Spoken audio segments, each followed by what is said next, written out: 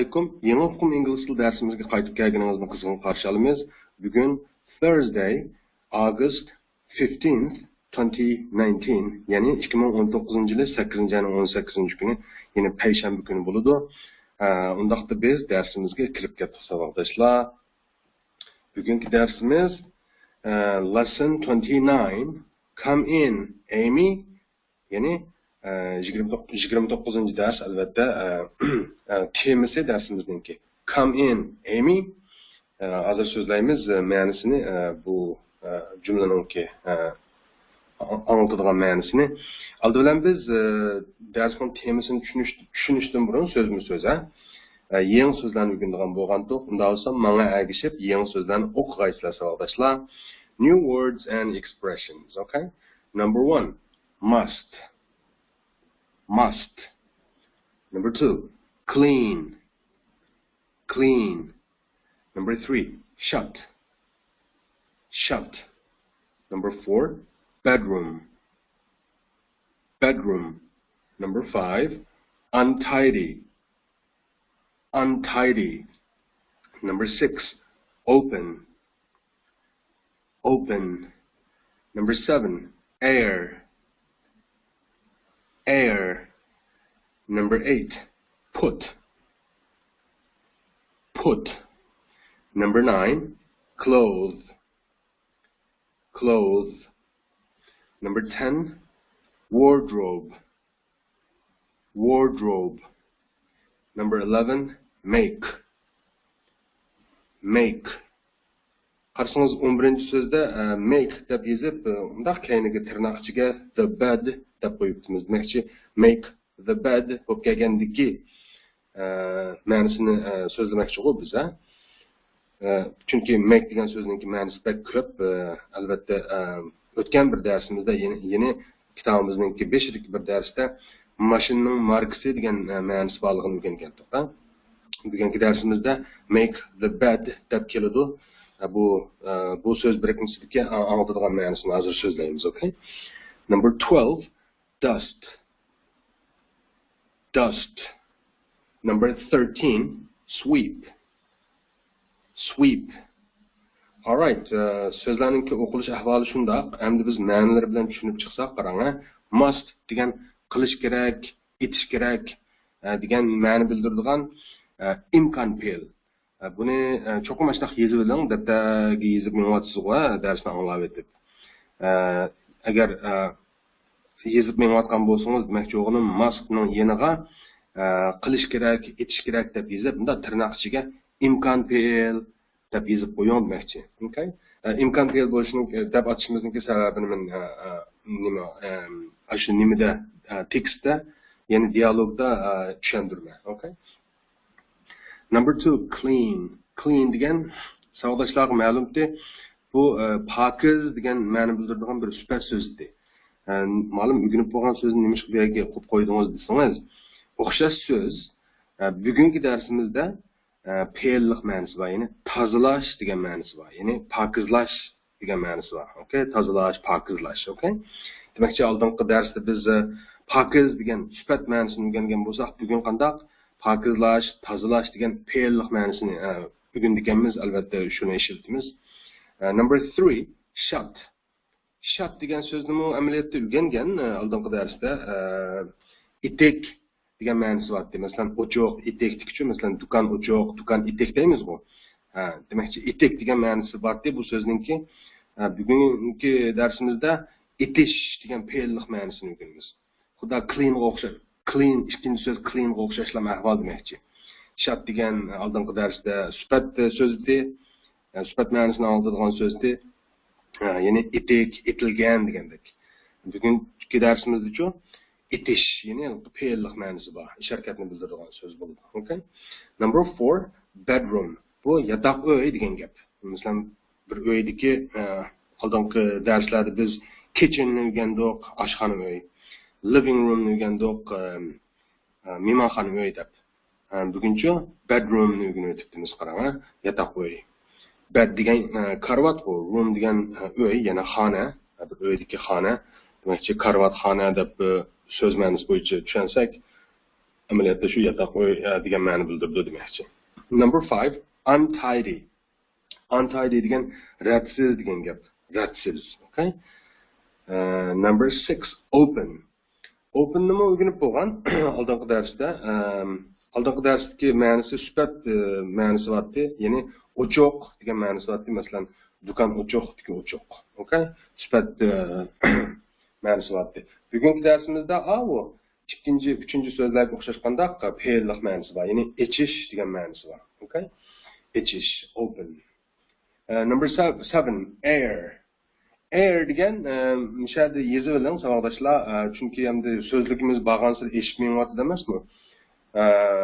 Keyin ham kontrollikdan chiqib qolishning oldini olish uchun masalan demoqchi o'g'lim o'rgangan so'zlarimizni bu qaysi olib ketdi deb nima qilib qilishning, qaymoq qilishning oldini olish uchun hamda bundan keyin shu darslardan boshlab demoqchi asta-asta so'zligimni eskartib mangimiz. Unda olganda yaqinda qalayimqanchilik chiqishning oldini olib, okay? Bekchiq so'zlarni o'rganib o'tib, qaysi olib ketdi, bu nada ishlatildi, buning ma'nosi nima, bu degan ismmi yoki fe'lmi yo sifatmi deb qaymoq qilishning oldini olish uchun endi vaqti keldi. Demakchi, buning nerasiga ham asta-asta so'zlarningki so'z turkumlarini alohida ta'kidlab ma'lummiz. Ashta bo'lmasa, elishib ketadi demoqchi, qalayimqanchilik chiqadi. Xo'sh, 7-so'z bilan nima munosabati bu gapni desangiz, air ism bo'lib kelganda havo degan ma'noni o'tadi savoldoshlar. Havo ism bo'lib kelganda, fe'l bo'lib kelganda-chu havo almashtirish degan ma'nosi bor. Okay, mushta yozib olaylik demoqchi ma'nosini. 7-so'zni airning yeniga demoqchi daftaringizga ism bo'lib kelganda yoki bo'lmasa havo deb yozib, keyingi tirnoq ochib, ism bo'lib kelganda deb qo'shib qo'ying. Undan keyin tigga yana bir ma'nosini yozib, masalan havo almashtirish deb yozib, tirnoqchiga fe'llik ma'nosi bor deb yozib qo'ysangiz, bu balki tushunishli bo'ldi demoqchi-ku. Okay? Number 8, put. Put degan qo'yish degan gap. Masalan, ma'lum bir narsani ma'lum bir yerga qo'yish. Masalan, kitobni qo'yish, stakanni qo'yish degandek. Masalan, put the book, put the cup degandek. Naga deganda tekstni o'rganamiz amaliyotda, dialog ichida, okay? Demakchi, putni hozircha qo'yish deb bilib olsangiz bo'ldi. Number 9, clothes. Bu so'zni o'qiganda alohida ta'kidlab qo'yish tegishli bir muhim nuqta. Alaqi oxirdan sanaganda 2 va 3 harf birikmasi yoki harflar deylik, masalan th harf birikmasini demoqchi. Buningki the degan tovush ahang oltirganligini alohida diqqat qilaylik savoldoshlar. Hargizmi z deb o'qib qo'ymaylik. Zanjirdagi z emas. Clothes emas, shumi clothes. The clothes deb o'qiylik demoqchi. Bu kiyim degan gap. Kiyim-kechakdagi kiyim-chu. Birlik so'z albatta kiyim-kechaklar bo'lsa nima bo'ldi? Keyingi as qo'shilgan bo'ldi. Ya'ni keyingi as qo'shimchasi qo'shilib ko'plikka aylandi demoqchi-ku. Kiyim-kechak birlik ma'nosi bor so'z, okay? 9-so'z. 10-so'z wardrobe. Wardrobe degan nima? Kiyim ishkobi degan gap. Wardrobe, kiyim ishkobi, okay? Number 11, make. Make degan abiyam dedim, make the bed deb keldi bugungi darsimizda. Ma'nosi bu yerda yig'ishtirish degan gap. Masalan, karvatni yig'ishtirish deymizmi? Masalan, atiganda o'rnimizdan turgandan keyin karvatni yotgan ko'pa yostiqlarni shu paytda tashlab qo'ymay, uni yig'ishtiramiz bu, ha. Demakchi, yotganni qatlab karvatni mundaq bir yerga yotganning ustiga olib degandek, o'zingizning qanday odatlanganingizga bog'liq-ku, karvatni qanday yig'ishtirishingiz. Demakchi, o'g'lim, make degan mishada endi yig'ishtirish degan ma'nosi bor, bo'libmi karvat yig'ishtirishga ishlatildi. Karvat yig'ishtirish degan yerda demakchi. Başqa yerlardagi kelsa albatta bakchiq ayrim ma'nolari bor makening. Ketib biz davomini o'rganamiz, okay? Make the bed qisqasi karvatni yig'ishtirish degan gap. Ya'ni make ning ma'nosi mishada yig'ishtirish. Number 12, dust. Dust degancha chang to'zonni surtib degan ma'nosi bor. Chang to'zonni surtib. Albatta, xuddi 7-so'z airni ikki xil yozib olgandek, 12-so'zni ikki xil yozib olsangiz bu foydali. Birisi chang to'zon degan ma'nosi bor, ism bo'lib keladi. Yana birisi chang to'zonni surtish degan ma'nosi bor, fe'l bo'lib keladi. Okay? bir cümlede onunki qaysi söz türküm bo'lib kelishini albatta gapning o'rami belgilaydi. O demak, shunday gapning o'rami qarab ham yerda sifatgan, fe'lkan yoki miyada ismkan deb tushunamiz ku, uni gap ketmaydi ku. Okay? Qolganini dialogda ko'rsiz, ha. Number 13 degan sweep, ya'ni supurish degan gap. Masalan, yani supurish, polni supurish deymiz ku, supurish, ha. Supurgi bilan supurish demakchi, sweep. Alright, unda olsa yangi so'zlar, mushu so'zlar savoldoshlar. Unda olsa biz vaqtni ching tutib qandaq nimaga qarab boqaylik, dialog qarab boqaylik.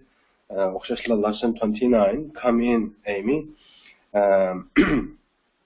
Dialogni ko'rishdan burun albatta nimani darsimizninki mavzusini bir tushunaylik. Amaliyotda siz o'rganib bo'lgan so'zlar hammasi Amy'dan boshqa emas. Amy degan bir qizning ismi, ayol kishining ismi. Come deganni o'rganib bo'lgan, kelish degan gap, in deganni ichida deb o'rgangan. Masalan, in the room yoki in the kitchen degan yerlarda jiq ko'rdik. Demak, o'g'lim ichida degan gap ham mishada kelish bilan ichida degan so'z qo'shilsa nima bo'ladi? Ichiga kiring degan gap. Ichiga kiring degan gap yoki kiring degan gap. Ya'ni uyning ichida turib, uyning sirtida turgan odamni qanday uyga kirishga da'vat qilganda yoki taklif qilganda yoki buyruq qilganda mushtaraymiz. Come in deymiz. Okay? Amy degan hozir dedim ayol kishining ismi, ya'ni bu gapni qo'shib tushunsak nima degan gap bu? Kiring Amy degan gap. Kiringa Amy yoki kiring Amy. Okay? Come in. Come bo'lsa yolg'iz, come bo'lsa kelish bo'ladi, ya'ni qarshi tarafga masalan bir odamga come desak, kilamiyaga degan gap. Okay? Agar come in desak-chi, kira degan gap bo'ladi demakchi. Kal ichiga demakchi, ayirib tushunsak, okay? Demakchi, darsimizning mavzusi mushu. Endi biz odatimiz bo'yicha mushu darsimizdagi dialogni o'rganib bo'lgandan keyin javob berishga tegishli savolni ko'rib boqaylik. Qarang, bu savol mundaq savol. Ma tekst emas, albatta xato qilib kechiringlar. Text emas, conversation. Alright, conversation degan nimati parang degan gapdi. Yadinglarda bor, yoki dialog deb tushunsak ham bo'ladi. Demakchi, bu dialogdan biz ega bo'ladigan chiqaradigan xulosa, ya'ni javob berishga tegishli savol nima ekan? How must Amy clean the floor deydi. How ni tushunib bo'lgansizlar, bilib bo'lgan, o'rganib bo'lgan demakchi, qandoq degan gap. Must ni qilish kerak, etish kerak deb so'zildi hozir. Imkon fe'l deb. Okay, unda olsa davomli ko'rib boqaylik, nima gap chiqadi ekan bundan. Amy ni hozir dedik ayol kishining ismi deb. Clean degan tozalash, pokizlash dedik.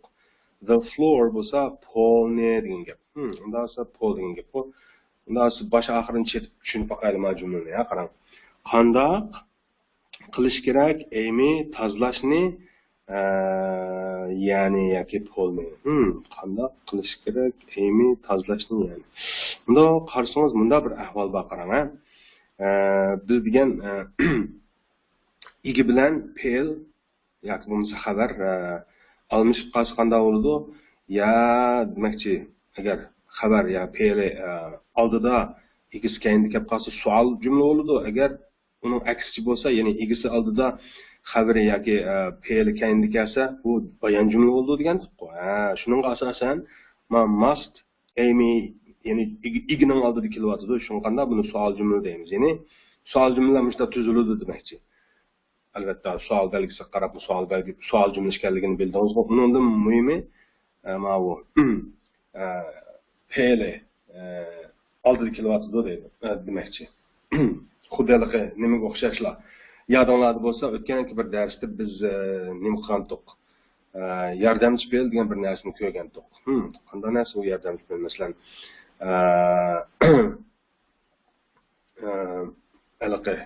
what does the man want deb bir darsda mushundaq bir savolga javob bergandik yadinglarda bo'lsa. Masalan, actionga nima lozim yoki action nimani olmoqchi deb. Demak, aslida does degan shu manning oldida kelgan yordamchi fe'l degan tuqqu. Mana must deganmi gerçi yardımcı fe'l bo'lmasmi, bu bir imkon fe'l deb qo'ya. Unda yordamchi fe'l, imkon fe'l deganlar BPL deb o'tdi qilib, MR izlani. Unda bu narsalar hammasi asosan o'xshab ketadigan bir narsalar ekanda, bo'libmi igining oldiga o'tib olsa savol bo'lib qolganda bu jumla. Agar igining keyindan kelsa bayon jumla bo'ldiki, okey, ma'lum buni sal tushungandek bo'ldim, unda davomli tushuntiringlar desangiz, xo'sh, unda olsa qandaq Amy tozalash kerak polni degandek bir gap chiqamdi bundan. Ya'ni Amy polni qandaq tozalash kerak degandek bir gap chiqamdi. Na shunday ma'no anglatadigan jumla bu. Amy polni qandaq tozalash kerak degan gap. Okay? Bu yerga kerak degani qandaq bir xil majburiyatni bildiradi-ku. Shu must da ifodalanadi. Okay? Faqatla must Amy'nin aldığı kelgan bir nimba ahvol bor. Eli dialogni ko'rib bo'lib, bu savolga javob bermay, shu vaqtda asli bunday ekanda deb bilib olasiz, okay? Hozircha savolni shunday tushunib turaylik. Amy polni qandoq tozalash kerak deb. Okay? Eli javob berganda aniq bo'ladi buningki zor qandoq bir narsa ekanligi, bu jumlani demoqchi. Xo'sh, unda biz dialog qarab boqaylik savoldoshlar. Dialog lesson 29 albatta. Come in, Amy, okay? Savol Amy'ga ba'mini ko'ryapmiz. How must Amy clean the floor? Hozir deb bo'ldik, Amy polni qandoq tozalash kerak deb. Okay? Unda shu dialogning mazmuni bunday. Men agishib o'qiysiz qo'y. Mrs. Jones bunday dedi. Come in, Amy. Deb bo'lib, yana Mrs. Jonesga qarab. Shut the door, please. Deb bo'lib, yana Mrs. Jonesga qarab. This bedroom is very untidy. Desa Amy qo'pib, what must I do, Mrs. Jones? Deb so'raganda, Mrs. Jones qo'pib dedi, open the window and air the room. Dedi. Deb bo'lib, then put these clothes in the wardrobe. Deb bo'lib, yanimda dedi. Then make the bed. Undan keyin dust the dressing table dedi. Undan keyin eng oxirida then sweep the floor dedi. Mana actually bir qatim o'qing. Okay? Mrs. Jones dedi qarang. Come in, Amy. Shut the door, please. This bedroom is very untidy. What must I do, Mrs. Jones? Open the window and air the room. Then put these clothes in the wardrobe. Then make the bed. Dust the dressing table. Then sweep the floor. Okay? O'qilish ahvoli shunday tekstniki, bu yetarli emas savoldoshlar, men jiqdidim. Buni o'zingiz yana ayrim shu ko'p qitim qayta bakchiq o'qib mashq qilsangiz tilingiz kelmaydi, okay? Ama videoni sal keyiningizga sursangiz yana anglay olasiz-ku. Okay, unda olsa Mrs. Jones nima deb boshlabdi bu dialogni qarang. Come in, Amy, abim deb bo'ldi. Kiringa Amy degan gap. Qarang, eshik bundaq yo'chiqni ichib, ishingdan yo'chiq ichib, bundaq qarab turganda, bundaq come in, Amy deb Mrs. Jones buyruq berdi deydi yoki ruxsat berdi deydi. Kiringa Amy deb. Deb bo'lib, yana Mrs. Jonesga qarang. Shut the door, please. Shut degan abim dedi, itish, yepish deb. The door, eshikni, itinga eshikni, please. Please degan takalluf bu. Uyg'urchada nayt qamlashtirib deymiz bu takallufni, marhamat deb tarjima qilishning hojati yo'q-ku. Garchi marhamat degan ma'nosi bo'lsin-mu, ba'zi yerlarda shunday qilamiz bu. Jumladagi gapning o'ramiga bog'liq bu. Demakchi, miyada marhamat deyishning hojati yo'q. Masalan, ishni yapınga merhamet deyişini acı diyor. İşini yapıversingiz dep alamiz go. Okay? Demek takalluf singen gap bu. İşini yapıversingiz. Okay? Yoki xafa bo'lmay deb qo'shib qo'ysam cho'ng masala yo'q. Takalluf maqsad nishadiki. Deb bo'lib Mrs. Jones yana deb qarang. This bedroom is very untidy. Yani bedroom ning kendiki pesh as nima? Is jumal ning qo'shimchasi deb tushunolmayli. Chunki ning qo'shimchasi deb tushunsak chatoq chiqadi jumla ma'nisiz bo'lib qoladi. Masalan, bu yotoq uyning nihoyatda rassiz, bu yotoq uyning nihoyat rassiz deb gap yo'q. Bu yotoq uy bo'lsa nihoyat rassiz demakchi. Okay? Yotoq uyninki rassiz holatini tasvirlayotidi-ku. Is deb. Okay? Isni ishlatish orqali demakchi. Ya'ni BPL ni ishlatish orqali. BPL ninki roli nimada? Bir xil holatni ifodalab berish roli bor jumlalarda. Jiq degan-ku biz bu gapni ko'ni gap qo'y. Okay, demakchi bu yotoq uy bo'lsa nihoyat rassiz kan degan gap bu. Deganda What must I do, Mrs. Jones? What degan nima? Must degan qilish kerak degan gap. I do degan men do'ni nima deb tushungan to'q. Qilish, etish dedik. Unda olsam nima qilishim kerak? Men qilishni, nima qilishim kerak? Men qilishni demak, men nima qilishim kerak demak ekan-ku. Bu yerdagi do'ni qilish deb tushunsak, qilish, etish deb tushunsak. Men must degan shunday bir qilish lozim, qilish kerak degandek ashta bir imkon berildi-ku. Bu jumlani qanday tushunamiz Uyg'urchada? Men nima qilishim kerak, yoki men nima qilsam bo'ladi deb tushunamiz demakchi. O'sha must shu ashta bir nimani ifodalayotdi. Qilish kerak degandek ashta bir zaruriyat yoki majburiyatni ifodalayotdi deylik. Okay? Ahvoldan qaraganda Amy qandaq Mrs. Jones taklif qilgan bir tazliqchi ayol ekan deylik, yoki bo'lmasa uyda xizmat qiladigan bir ayol bo'lishi mumkin, yo sirtdan kelgan bo'lishi mumkin. Qanday bo'lishidan qat'iy nazar, Amy tazliqchi ayol ekan. Uyning egasi bo'lgan Mrs. Jones u Amyga ish buyuribdi, ish topshiribdi. Shundaqmi? Amy shu tariqada qandaq shu vajidan men nima qilsam bo'ladi, Jones xonim deb so'radi deydi. Yoki men nima qilishim kerak Jones xonim deb. Okay? Deganda Jones xonim endi boshlayotdi gapini qarang, buyruqlarni. Open the window and air the room. Open degan ichish deyapman. Didoq fe'llik ma'nosi bor deb bugungi darsimizda. The window degan dariza, ya'ni iching darizani and va air the room. Havosini almashtiring uyning degan gap bu, ya'ni darizani ichib uyning havosini almashtiring degan gap bu. Tapılıb then deydi. Then men abiyam sözlükler nimasiga qo'shmoqchiman kechiring, Sözlüklarninki agar o'rgangan bo'lsak, bu takror bo'lib qoladi. Agar o'rganmagan bo'lsak, hozir o'rgangan bo'lamiz.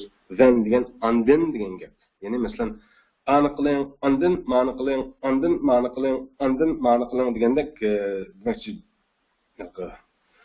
davomlashayotgan jumlalarni, ya'ni kayni-kayni o'linib kelayotgan jumlalarni bir-birisiga ulashib olib, bir ulug'ich so'z bu. Okay? Then, andin degan ma'nosi bor demakchi. Okay? Xo'sh, shunda bo'lsa, then deb nima dedi? Andin put these clothes in the wardrobe. Qo'ying mavi kiyimlarni, qarang, clothes ko'plik qo'shimchasi asbab. In the wardrobe, ichiga kiyim shkafini, ya'ni ma kiyimlarni kiyim shkafining ichiga seling demak ekan-ku. Put degan qo'yish dedik-ku. Kiyim shkafining ichiga ma kiyimlarni qo'ying degan gap shu seling degan gap Uyg'urchada biz. Lekin putni shu qo'yish deb tushunsangiz bo'ladi demakchi. Albatta jonli qilib serish deb olamiz buni yerda. Deb bo'lib, bunda deydi Mrs. Jones. Then make the bed. Andin yig'ishtiring karvatni degan gap bu. Andin karvatni yig'ishtiring degan gap, qarang, karvat rassiz ekan-ku. Anondan keyin nima ish qilgan? Ammo undan keyingi qildigan ishiga thenni qo'shmoqda, qarang. Cho'qim har bir jumlaning beshiga qo'shishning bakma hojati yo'q bu. Ba'zida demisim bo'ldi-ku bu gapni. Demak, bu yerda thenni demay, dust the dressing table dedi. Dust nima dedik? Chang tuzog'ini surtish dedik. Dressing table'ni bilasiz, grim shkafi degan gap, ya'ni grim shkaf deyman, grim ustuli degan gap. Grim ustulininki chang tuzog'larini surtib degan gap, ammo dust the dressing table. Okay? demak chang tuzog'ini surtish degan so'zni inglizchada dust deb bir so'z bilan ifodalaydi ekan. Biz qanday chang tuzog'ini surtish deb 3 so'z bilan ifodalaydi ekanmiz. Demakchi o'g'lim, albatta uyg'ur tilidami shunday ahvol bor. Bir so'z bilan ifodalagan bo'lgan ba'zi narsalarni inglizchada bir necha so'zlar bilan ifodalab avorolabdi. Demakchi bu qaysi tildan üstün o'rin turadiganligini derak bermaydi bu ahvol. Demakchi tillarni ifodalash oddiy hamda u tabiiy narsa. Demakchi u biz baho beradigan narsa emas. Demakchi o'g'lim inglizchadagi mana dust degan so'z bizning uyg'urchadagi chang tuzog'ini surtish degan ma'nosi bor. Shu ma'noni nima deb tushunamiz? Chang tuzog'ini surtish nimaning grim üstünün deb tushunamiz. Ya'ni grim üstünün chang tuzog'larini surtadigan deb olamiz. Okay? Ama oxirida then sweep the floor dedi. Andin süpürün polni. Ya'ni andin polni süpüradigan degan gap bu. Demakchi jumla dialog emas, faqatlar buyruq berayotgan yoki taklif deyli. Buyruq deb tushunsangiz bo'ldi, taklif deb tushunsangiz bo'ldi. Demakchi bir odamga ani qil deganni mushta ifodalaymiz endi. Masalan, ya'ni supuradigan degani sweep the floor, plan narsaniki chang tuzog'ini surtadigan degani dust bizning masalan dust the table desa qanda ustalniki chang tuzog'ini surtadigan degan gap. Masalan make that degan karvatni yig'ishtiradigan degan gap. Okay? Demakchi bu shundaq mazmundagi bir dialog. Unda biz qanday qilganmiz? Savolga javob beramiz albatta. Boshqa ishni qilishdan burun. Savolda nima deb so'raganda bizni yodimizda bor. How must Amy clean the floor? Amy polni qanday tozalash kerak deb so'raganda. Nima deb javob beramiz? Amy must sweep the floor. Desak to'g'ri bo'ldimi savolga? Javob, ya'ni Amy polni qanday tozalash kerak degan savolga Amy polni supurish kerak deb javob bersak to'g'ri bo'ldimi? Okay? Yoki Amy'ni nimaga almashtirsak to'g'ri bo'laverdi? Demakchi Amy deyishning hojati yo'q deydi. She desakmi bo'laverdi bu. Okay? Amy deb o'tgandan u deb olsakmi bo'ldi-ku ayollardagi buni. Yoki bo'lmasa anondan keyin yoki bo'lmasa emas. Anondan keyin yana bir narsa bor, biz qisqartib o'tishga tegishli qarab. Savolda how must Amy clean the floor? Floor nima yerda yana bir qadam deyishning hojati bormi? Yo'q. Uni qanday it bilan lam ilvasak bo'laverdi. U deb. Ya'ni she must sweep it. U supurish kerak uni. Nimani demakchi? O'sha floorni demakchi bu. Demakchi Amy'ning o'rniga she almashib keldi. Kishilik almash ayollarga ishlatilgan. The floorning o'rniga it, ya'ni bu kishilik almash faqatlar narsalar qatilgan u. Tushunishlikmi? How must Amy clean the floor? Javob she must sweep it. U uni supurish kerak. Bu yerga u uni supurish kerak, u she uni supurish kerak u it. Buni hamdalik kichik bolaga tushundirib ketdim. Maqsadim shuning aniq bo'lib ketsa demakchi. U uni supurish kerak. Bu yerda ikki u bor. U boshdagi u ayol kishidagi u, orqadagi uchu poldagi u, okay? All right. Unda olsa agar buni tushungan bo'lsangiz, bu yetarli emas savoldoshlar. Buni jiqnash qilmasangiz bo'lmaydi o'zingiz. Unda olsa shuni deb biz qanday lesson 30 ga keldik. 30. Men aldamqi shu 22-da 21-22 darslarda degandim 20 ning kayniga 1 2 3 4 5 6 7 8 9 ni qo'shsaqlar, masalan 21 22 23 deb yasalayverdi. 30 ga borganda alaydi yana o'rganamiz degandim-ku. 30 sal o'xshamaydi. Shuning uchun 30-darsni qandaq 30-darsningki so'zlarini shu 30 bilan boshlaydi. Qarang. Aldı bilan nimasini temasini ko'rib o'taylik qarang dars 30-darsningki. Amaliyot 29 ning mashi bu. 30-darsning temasi what must I do? Tushunishlik jumla bu ham ko'rib bo'lgan tekstda men nima qilishim kerak degan gap-ku. Demakchi oldi bilan so'zliklarni o'rganish ishini qilaversak, birinchi so'z abay degandek 30. 30. Bu yerda t tavshini unda deb elishning hojati yo'q, balki kundalik turmushda tezlam odatdagidek o'qiyotgandiki 30 deb olsangiz bo'laverdi, jumi 30. Yo'q, men shu aynan alatdim urg'ulik qilib 30 desangiz bu xato emas, okay? İkinci söz, yoki söz birikmasi put on. Put on. Number 3, take off. Take off. Number 4, turn on. Turn on. Number 5, turn off. Turn off. Number 6, lamp. Lamp. Number 7, tap. Tap. Number 8, shelves. Shelves. Tırnaqchiga shelf deb yozib qo'yibman. Hozir tushundim sababini. Number 9, read. Read. Number 10, sharpen. Sharpen. Number 11, knives. Knives. Ananken tırnaqchiga knife deb yozib qo'yibman. Uni hozir tushundirman. Unda biz so'zlarning ma'nosini tushunib boqaylik boshdan. 13 ni hozir deb bo'ldim, 30 deb.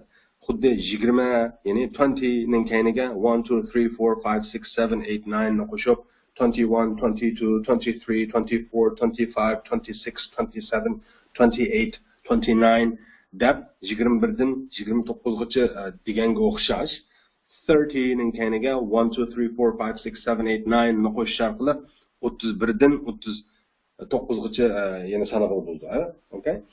O'zingiz bilib bo'ldingiz hozir sonlarni sanoqlashlar bo'libmi 1 dan 9gacha sonlarga puxta bo'lib ketdinglar. Hamda shu 1 dan 9gacha o'sha 30 ning keyiniga qo'shib ayrim mashq qilsangiz chiqadi, okay? Buni bakchiq mashq qilish kerak sanoqlashlar. Songa naytliq sezgur bo'lib ketmasak, hamda albatta bak muhim bir tarkibiy qismi bu til saviyaninki son degan narsa. Bo'lib, masalan, bir odamdan telefon nomeri so'raganda yoki boshqalarga telefon nomerimizni deb berganda, hattoki pullarning soni bilan pullarning soni to'g'ri so'zlashganda, ishqilib bu kundalik turmushda sondan aralg'ilmaydi-ku. Sonsiz demakchi bir kun kashf bo'lmaydi. Cho'qim har qanday qilib bo'lsa-mu, cho'qim sonlarni ishlatib qolsiz, qanday bo'lmasin. Shunga sonlarga bak puxta bo'lish kerak. Bakchiq mashq qilmasak, demakchi bu sonlarni o'zimizdan qilolmaymiz, okay?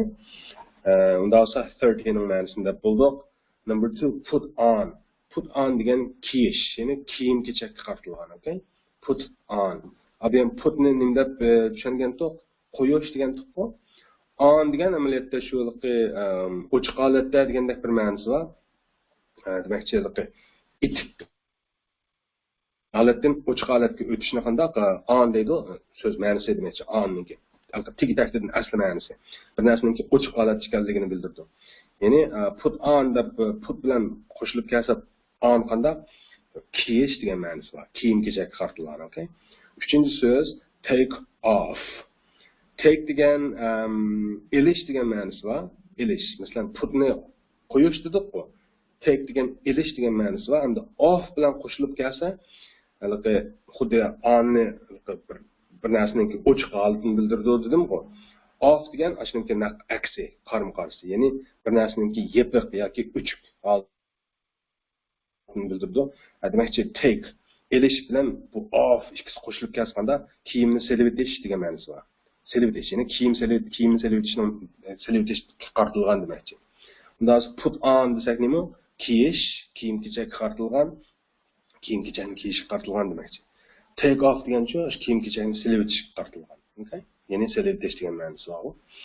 Number 4, turn on. Turn degan burash degan ma'nosi bor. Bir narsani burash shu, masalan, o'ngdan so'lga burash yoki hattoki yo'lda masalan ketib o'tib o'ngga buril, so'lga buril deymiz-ku, shu burash, burilish degandek ma'nolari bor. On bilan qo'shilsa nima bo'ldi? Echish degan ma'nosi bor. Masalan, yoki chiroqni ishlasak, yiqish, masalan, chiroqni yiqish, agarliqi jumak bor-ku, turbining jumaki demoqchi. Sunuvchi su turbisining jumaki. Shu turbining jumakini echish, yepish qilib, o'sha turn on ni ishlatadi demoqchi, echish demoqchi. Okay? Ya'ni masalan lampochkani, chiroqni yondirish, undan nimani echish, suning jumakini echish, turbining jumakini echish deganlarga turn on ishlatiladi demoqchi. Echish, yondirish degandek ma'nosi bor demoqchi. Number 5, turn off degani shu naqashning aksi, ya'ni yepish yoki o'chirish degan ma'nosi bor. Turn off. Okay? Hozir biz amaliy misollarda ko'ramiz. Number 6, lamp. Bu lampa. Lampa bundoq bir nimasi bor. Qip bor demoqchi. Qip va lampa bor. Ko'pincha shunga qartilgan kigizib qo'ygan qip bor demoqchi. Karvatning beshiga qo'yib qo'yilgan yoki uyning bulug'iga qo'yib qo'yilgan lampa chiroq demoqchi. Lamp. Okay? Number 7, tap. Tap degan hozir biz misolga olgan shu turbininki jumakka qartilgan jumak. Okay? Tap degan shu. Number 8, shelves. Nimishqa tirnoqchiga shelf deb yozib qo'ydim desangiz, shelf degan birlik so'z, ya'ni takcha bor yodingizda bor.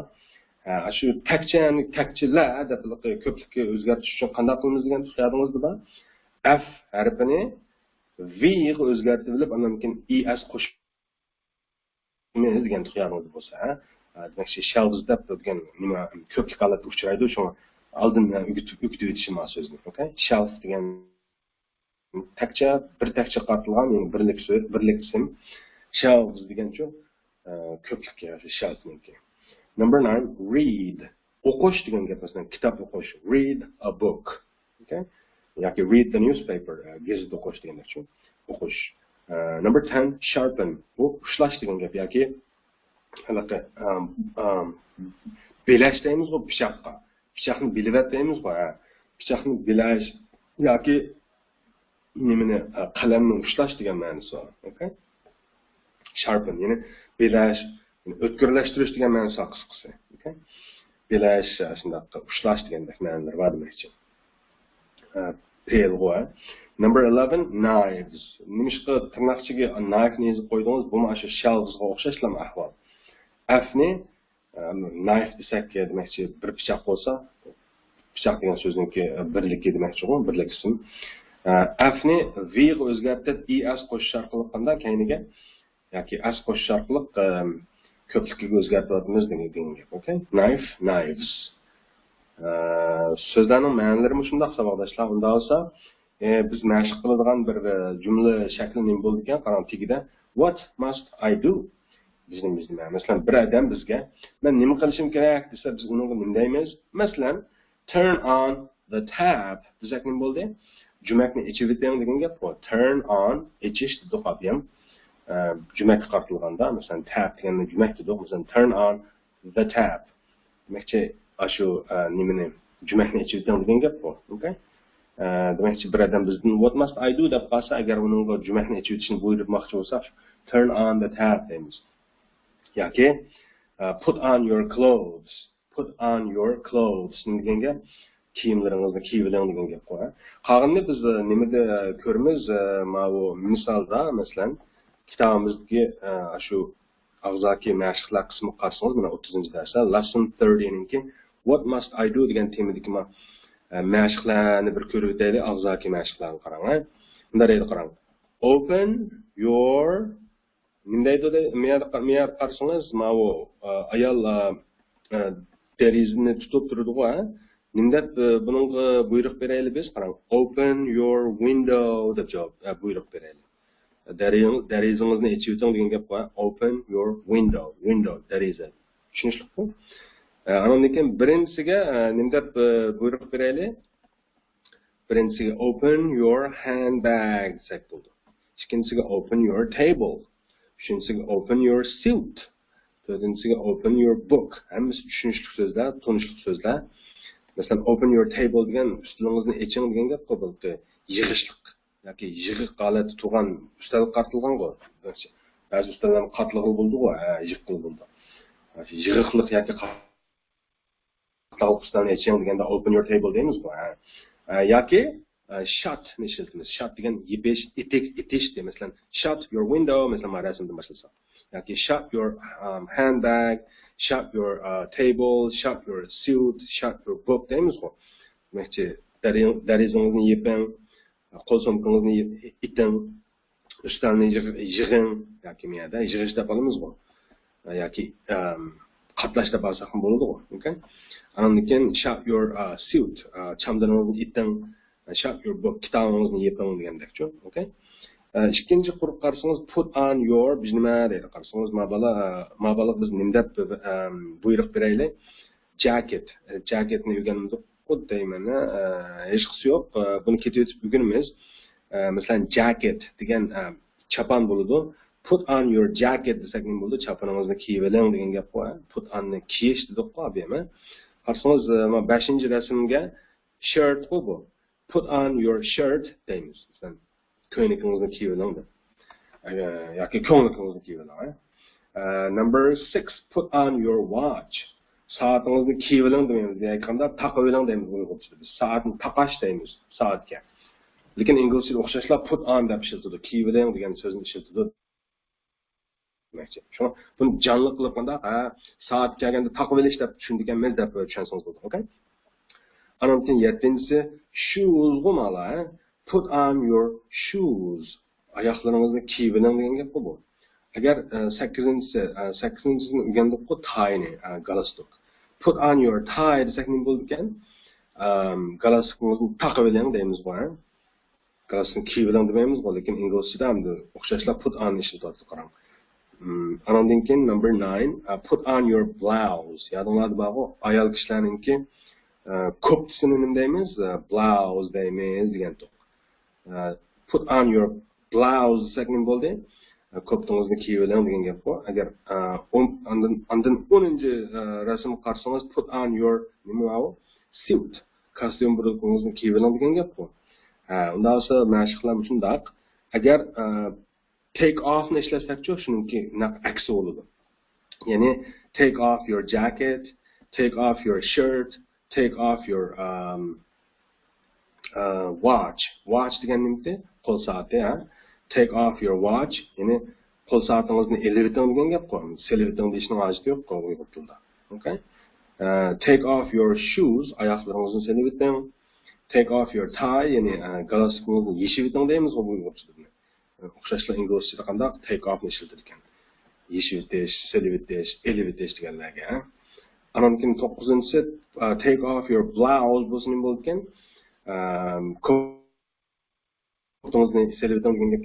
Take off your suit desakchi, kostyum burungizni selekting bo'ldi, ha. Anan keyin tigi qarasangiz turn on deb bor. Turn on degan nima?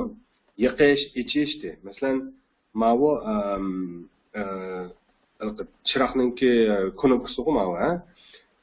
Buni switch deymiz. Oldimizga ketib bugunimiz hozircha nima qilmam, buningga kuchimiz o'zim bo'ldi. Demakchi ansirman switch nimasi mana bu chiroqningki knopkasi. Ya'ni turn on the switch bo'lsa nima bo'ldi? Chiroqning knopkasini ichib o'ting degan gap qo'y. Ya'ni chiroqni yondirib o'ting demakchi-ku. 11-si stereo. Masalan, turn on the stereo. Ya'ni stereolik qo'yishni iching degan gap qo'y. Ya'ni qo'ying demakchi-ku. 12-si turn on the TV yoki television. Televizionni iching degan gap bu. Number 13 nima dedik? Lamp degan xiyolingizda bor. Mana shu lamp shu. Turn on the lamp. Ya'ni lampani yiqing degan gap bu. Number 14 tap dedik mana bu jumakni. Turba jumakni. Okay? Turn on the tap desak bo'ldi. Jumakni iching degan gap bu. Agar 15-rasmga ishlasak nima bo'ldi? Cooker bu, electric cooker. Ya'ni turn on the electric cooker. Okay? Agar turn off section aksi bo'lgan bo'ladi-ku. Okay? Masalan, turn off the switch, turn off the stereo, turn off the television, turn off the lamp, turn off the tap, turn off the electric cooker. Okay? Albatta uning kendisi sweep degan nima? Supurish. Masalan, sweep the floor, polni supuritish. 16-si floor. 17-si kitchen deylik masalan. Kitchen floor.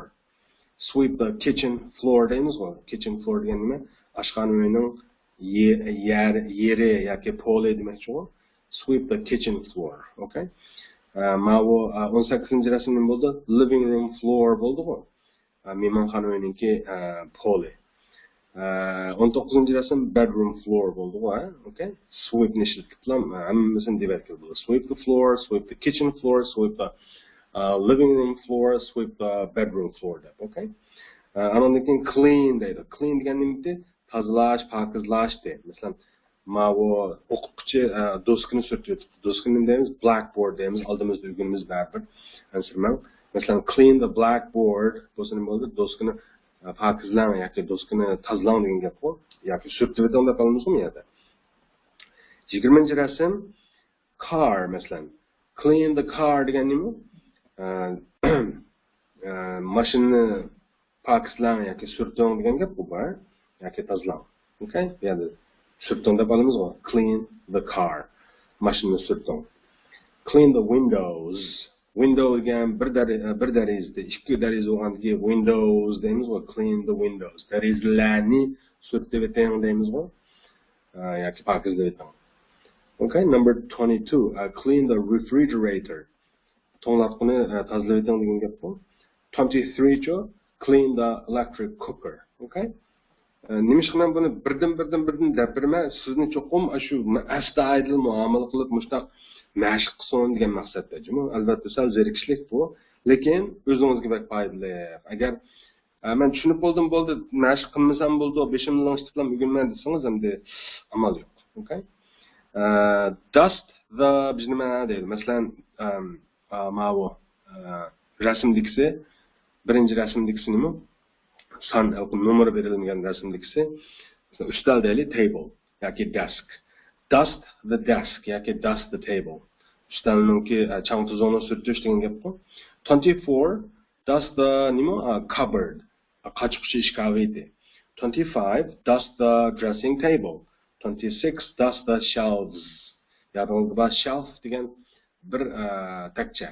Agar ikki takcha, ya'ni asti usti bundaq takchalar bo'lsa inglizchada shelves deymiz, ko'pligini ishlatamiz. ABM F-ni V ga o'zgartib, undan S qo'shishni, ES qo'shishni keyiniga degandim bu, shu yerda eslatgan to'q. Ya'ni dust the shelves, ya'ni takchalarni yoki chang tuzog'ini surtib o'ting degan gap bu.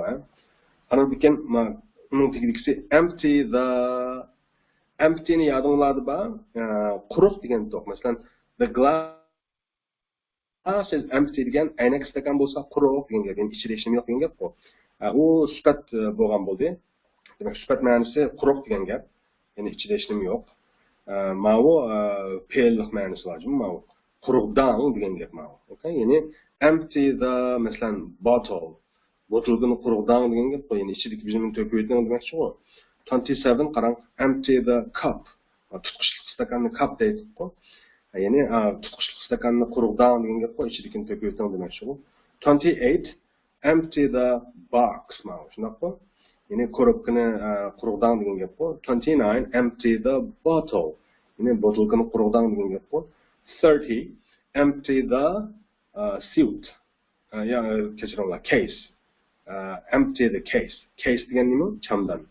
Yine chamdanni quruqdan degan gap bu.